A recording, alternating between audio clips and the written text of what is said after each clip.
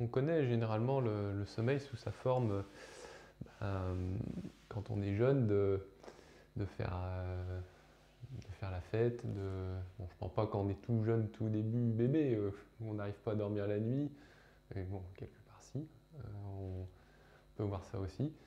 C'est étant petit, ben, on fait beaucoup de bruit, on a du mal à dormir. J'en parle peu, pourquoi? Parce que j'en ai peu de souvenirs, donc c'est pourquoi c'est difficile pour moi de vous évoquer mon expérience à ce moment-là.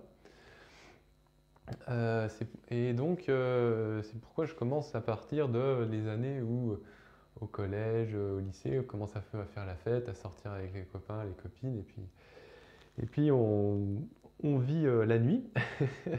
Donc le sommeil, à ce moment-là, on s'en contrefait un petit peu, on voit qu'on est plutôt dans une tendance, bon, je vais parler pour moi, dire quand je suis à faire la fête étant jeune, bah, j'ai tendance à sortir, à bouger, à m'amuser, à pas considérer l'importance du sommeil et même si le moins je dors, le mieux je me porte.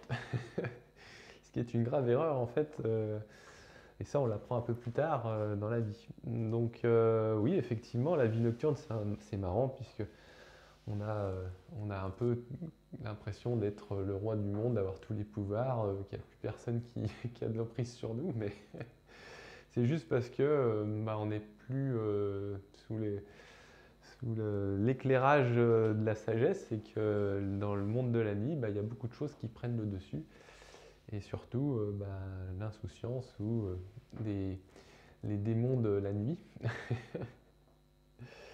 Et en tant que jeune, bah, moi je parle pour moi, hein, j'ai vu souvent bah, des vieilles angoisses, parce que moi c'est vrai que j'ai tendance à être quelqu'un qui n'était pas à m'affirmer et à me mettre en devant de la scène, mais plutôt à observer, à être calme, voire même à subir dans certains cas.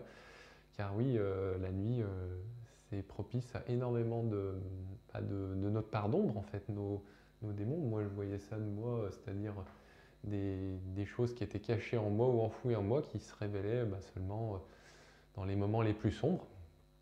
Et étant jeune, bah oui, c'est sûr, à se laisser tenter par des substances comme des drogues. Et ben, c'est ce genre de choses qui peut arriver à ceux qui vivent la nuit. Alors pourquoi? Bah parce que de ce que j'en comprends, c'est que justement, on est face à nos démons, et si on n'est pas suffisamment fort, c'est eux qui nous dominent et on se laisse aller avec eux. Donc voilà peut-être pourquoi. Et donc, à pratiquer le renoncement ou l'abstinence, et ben, étant jeune, j'avais peu d'enclin à cela, voire même je n'avais pas du tout cette conscience de vouloir renoncer au monde de la nuit. Pas nécessairement aller en boîte de nuit, parce que c'était pas le créneau dans lequel j'allais, mais plutôt à discuter avec des amis ou à faire des fêtes tard la nuit. Ça, oui. Et justement, il y a des fois où, bah, effectivement, bon, bah, aussi à boire un peu d'alcool, ça c'est le genre de choses qui apparaît aussi quand on vit dans le monde de la nuit. Et effectivement, le lendemain était un peu déchanteur, car à faire la fête, à boire de l'alcool, à manger tout et n'importe quoi, sans considération, et à vouloir rester éveillé toute la nuit, eh ben, on maltraite son corps. Et c'est ce que j'ai fait, comme bon nombre de gens dans ce monde, je pense. Je dis pas que c'est bien, hein, je dis simplement l'effet de ce que j'ai expérimenté. Et en fait, bah, je me suis rendu compte, en fait, c'est surtout en voyant mon corps qui petit à petit bah, me montrait des signes que le lendemain matin, la tête un peu enfarinée, ou pour simplement dire pas très, très en forme, voire même des courbatures que je n'imaginais pas la veille et qui se réveillent le lendemain, bah, ce genre de choses m'est arrivé. Comme tout à chacun qui sait vivre et faire la fête.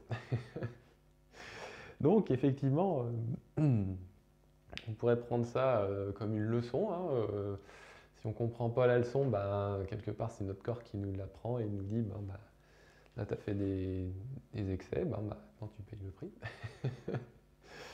Et effectivement, au fur et à mesure des années passantes, ben, cette réalité s'impose d'elle-même Et l'envie de faire la fête le soir avec des amis bah, se fait de plus en plus rare. Soit les amis décommandent, soit on a un imprévu, soit on a une amie auquel on préfère rester plutôt que ben, s'avilir ou quoi ou que sais-je. Ou alors ben, ça se fait mais dans des conditions un peu moins dévastatrices, un peu plus sages. Et effectivement, à ce moment-là, on considère un peu moins l'envie de faire n'importe quoi de son corps et on prend un peu plus connaissance de soi. Et petit à petit, on acquiert cette sagesse de faire attention à soi, de se respecter et naturellement, le sommeil vient à ne plus être quelque chose que l'on ne considère plus et dont on prend connaissance de cela. Donc effectivement, ça passe par du renoncement à quoi à vouloir faire des abus, se coucher à point d'heure, boire de l'alcool sans modération, euh, crier sur le voisin ou se faire entendre pour une raison qui est causalement inconnue, surtout pour justement se mettre en avant, alors qu'il n'y a pas forcément besoin. Et c'est pour toutes ces raisons-là, justement, que au fur et à mesure que l'on en fait l'expérience, hein, moi j'en ai fait l'expérience, je m'en suis rendu compte, et bien que petit à petit, on n'a plus envie de faire comme ça, et puis on avance. Moi, je me suis rendu compte quand j'ai vu effectivement qu'autour de moi, les gens commençaient à se caler, à se mettre en couple, à pas forcément avoir envie de faire la fête. Moi-même, hein, j'avais déjà cette envie de ne pas forcément sortir en boîte de nuit. Je l'ai vu ensuite des fois auprès des amis. Bon, on se voyait de temps en temps, mais sans abuser non plus. Et si on se réunissait, on trouvait quand même une raison pour se réunir. Et c'était pas que pour boire de l'alcool, c'était d'abord pour se réunir, être ensemble et puis discuter un moment. Et c'est vrai que des fois, on peut avoir le repli sur soi quand on est, comme moi, à justement être présent, parce que les amis, c'est important quand on est jeune. Quand on est jeune, les amis, c'est important. Et au fur et à mesure des années qui passent, les priorités changent et on reconsidère l'importance que l'on a dans notre vie. Moi, je l'ai vu justement au travers notamment de mon travail qui m'a éloigné de mes amis. Pourquoi? Parce que c'était un travail en 3-8, donc j'ai dû faire des concessions quant à voir mes amis. Sinon, j'avais pas de travail. Et d'un autre côté, ça m'a appris justement qu'en fait, les amis, c'est important, mais pas pour n'importe quelle raison. Souvent, en tant jeune, on a des amis parce qu'on aime faire la fête, on aime jouer, on aime échanger. Mais les années passantes, on doit considérer l'amitié, comment elle continue. Avoir quelqu'un qui nous épaule quand on va mal, c'est important. C'est ça un ami. Un ami, c'est quelqu'un qui nous soutient dans les moments durs. Pareil, moi j'ai souvent eu des fois des difficultés dans ma vie. Il y a des moments où j'ai été content de trouver mes amis. Et aussi, j'ai appris aussi que les amis, on ne peut pas tout leur demander non plus. Et c'est ça aussi grandir, c'est-à-dire de s'assumer. Et justement, si c'est pour se réunir dans des conditions bruyantes comme des bars ou des lieux très agités, pour faire la fête, pas de problème. Mais quand on considère un peu plus ce que l'autre a à nous dire, c'est pas dans ce genre d'endroit qu'on va, ou c'est plus dans ce genre d'endroit qu'on va. On va à ce moment-là dans des endroits où on s'entend parler, on discute calmement, autour d'un verre peut-être, pourquoi pas, surtout oui, c'est important pour l'amitié. Mais on fait attention aussi à ce que dans l'ambiance, on n'ait pas énormément de gens qui parlent si on veut exprimer quelque chose à son ami. Et justement, le monde de la nuit n'est pas forcément l'endroit où on va trouver cela. Et c'est pourquoi, au bout d'un certain temps, comme moi je m'en suis rendu compte, je me détourne en fait des ambiances ou des activités qui mènent pas nécessairement à la sagesse et qui mènent surtout aux distractions. Et je pense que moi, c'est ce qu'ont fait mes amis. Ils se sont mis en couple, ils se sont posés, ils se sont calés et ils ont commencé à monter un foyer. Moi, de mon côté, j'ai choisi cette voie où j'ai voulu développer le dharma. C'est quoi? C'est la sagesse, c'est apprendre à se connaître, c'est connaître ses limites, voir quelles sont les souffrances qui causent du tort à l'individu dans ce monde, Alors je me suis basé justement sur cette sagesse et je l'ai éprouvée sur moi. Et j'ai compris justement que ce qui fait qu'on tient une amitié avec certains, c'est les sujets auxquels on va discuter. C'est sûr, si on continue de discuter de sujets comme les distractions et puis amener toujours plus de bonheur dans sa vie, et ce au travers de divertissements, eh on va vers des amis qui ont ce genre d'intérêt. Moi, je sais que par mon inclinaison à ne plus vouloir me distraire et à prendre la sagesse, quelque part, je me suis détourné de mes amis les réunions de soirée, la nuit, à discuter de rien et de tout, j'y ai mis fin. Et j'ai considéré un peu plus l'intérêt de renoncer à ce qui n'avait pas de sens pour moi. Là, je parle des distractions, des paroles inutiles, des mensonges, parce que des fois, on peut parler de quelque chose sans forcément connaître cela, donc ça s'appelle du mensonge, ou de l'ignorance, ça dépend comment on appelle ça. Mais ça revient au fait de ne pas forcément faire de bonnes actions. Voilà. Et donc, oui, petit à petit, j'ai considéré l'intérêt de prendre soin de mon corps et puis de le faire dormir suffisamment pour être en forme le lendemain. Instaurer quelque part cette hygiène de vie qui est, oui, je prends soin de moi, je dors suffisamment, je renonce à ce qui ne fait pas mon bonheur, et c'est comme ça que j'ai trouvé ma voie. Alors bien sûr, ce n'est pas la voie exclusive, certains trouvent leur bonheur à faire la fête, et ils en font même peut-être des fois leur métier, hein, je pense à ceux du monde du spectacle notamment. Mais bon, il y a des fois, il y a des choix qu'on doit faire dans notre vie et si on n'est pas ce sage, on sait de quoi il retourne. Voilà, autrement, pour ce qui est du sommeil, donc je viens un peu d'en parler et effectivement, si quand même, le sommeil en lui-même, à dormir trop, c'est pas bon non plus. Enfin, là, j'ai exposé jusqu'à présent le côté de ne pas dormir du tout la nuit, c'est pas bon pourquoi? Parce que le corps il s'atrophie, il va pas bien. À l'inverse, à dormir trop longtemps, pareil, le corps devient tout mou, n'a pas d'envie de faire quoi que ce soit dans ce monde et cause énormément de troubles à ce dernier. Moi, par exemple, quand je vois ma vie des fois dormir beaucoup, est-ce que j'ai des exemples comme ça? Un petit peu, mais disons que moi j'étais souvent des fois à dormir la journée.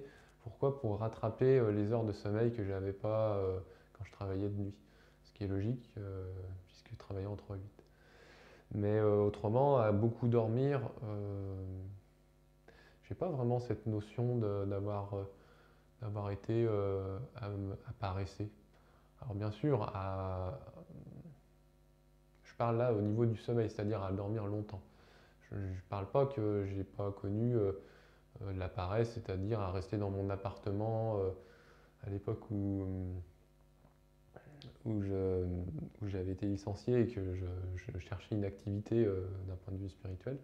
Là, je passais des fois des journées à pas faire grand-chose, si ce n'est à me divertir.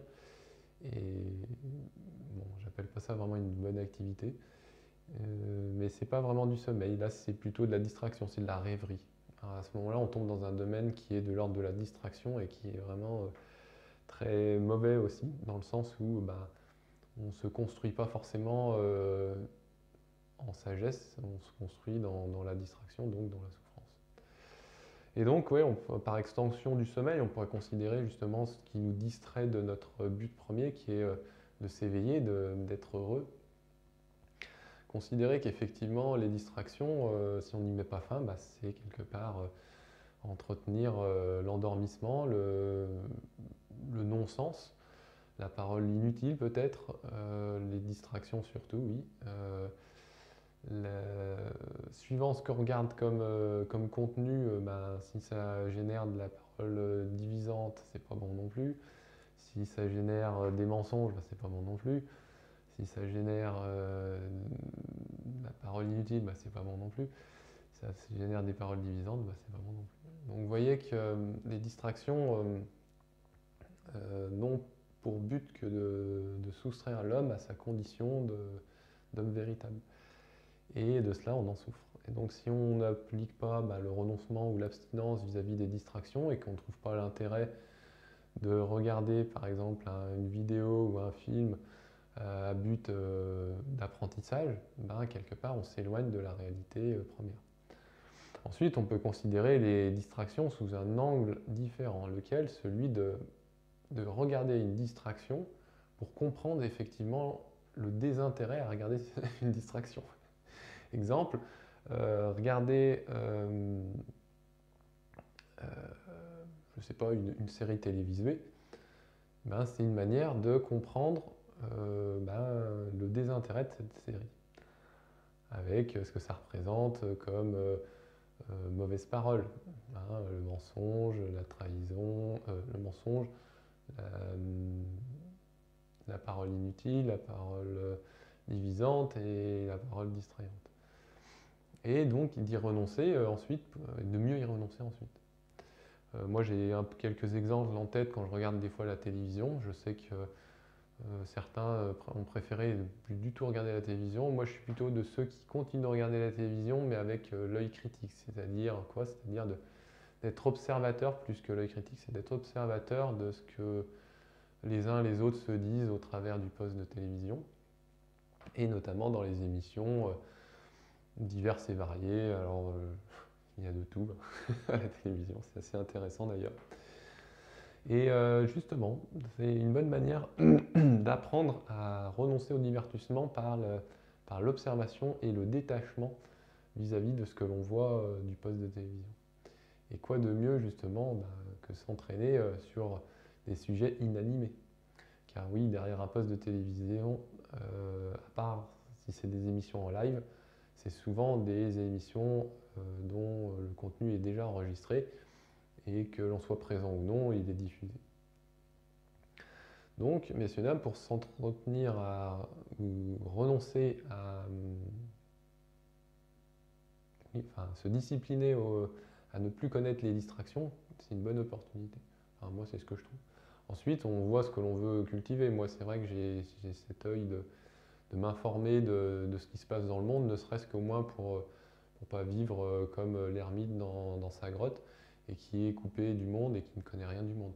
Non, moi je choisis effectivement de faire attention dans le monde dans lequel je vis, de m'informer et même pour mieux comprendre le monde dans lequel je vis et ainsi mieux l'appréhender.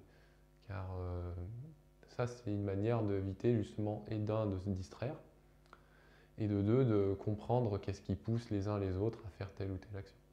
Là j'ai parlé des distractions, mais on peut voir aussi d'apprendre du monde politique. C'est sûr qu'au premier abord, quand on regarde une émission télévisuelle sur ce qui se passe en politique, on voit surtout des gens qui s'opposent au niveau personnel, voire des idées. Alors bon, si on reste au niveau des idées, c'est d'abord les idées, puis après c'est personnel. Si c'est au niveau des idées, ça va, on peut à peu près comprendre pourquoi les uns s'opposent aux autres. Mais dès lors où ça vient à ne plus être les idées et que ça vient à être des positions individuelles ou de parti, alors là on tombe dans ce qui se fait de pire ou de mal, dans le sens où c'est plus des gens qui débattent pour des idées, mais c'est des gens qui débattent pour du pouvoir. Et là, à ce moment-là, c'est à éviter.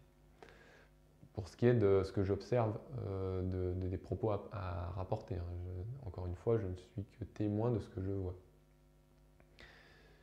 Et à prendre position, c'est un très bon exercice pour justement pratiquer le tempérament vis-à-vis de ce que l'on voit à la télévision. Moi, je vois des fois, à écouter simplement des politiciens à la télévision, c'est un exercice au niveau de la concentration et de l'attention à rester attentif et à discerner ce qui se dit sans prendre parti.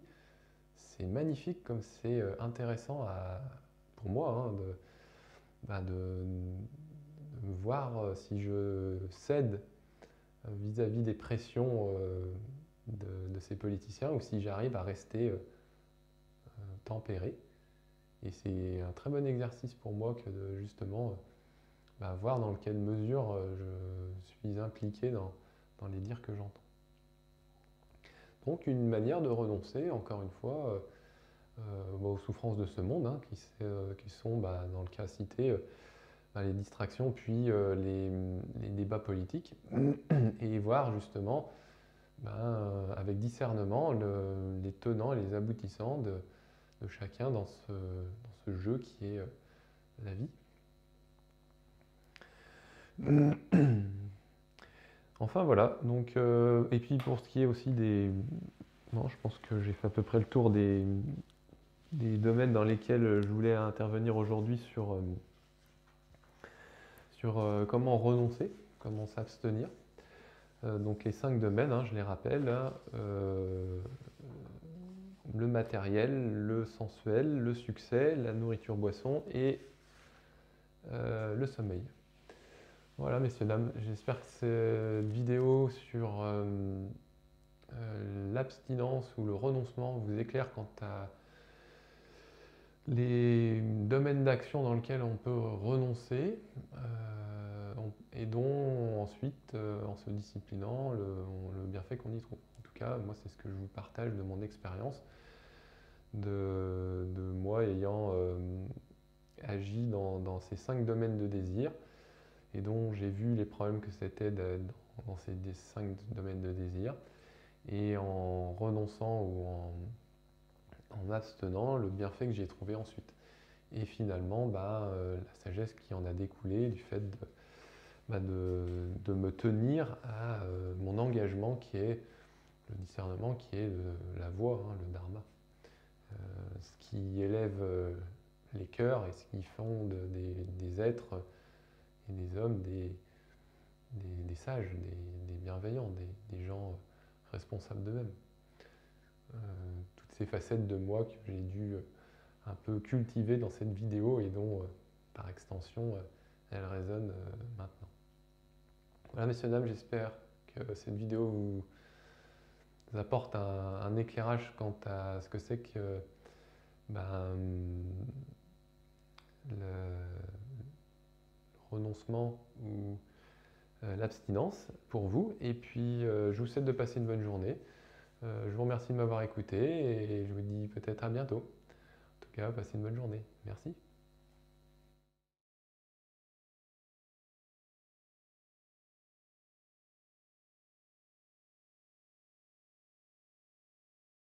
Oh.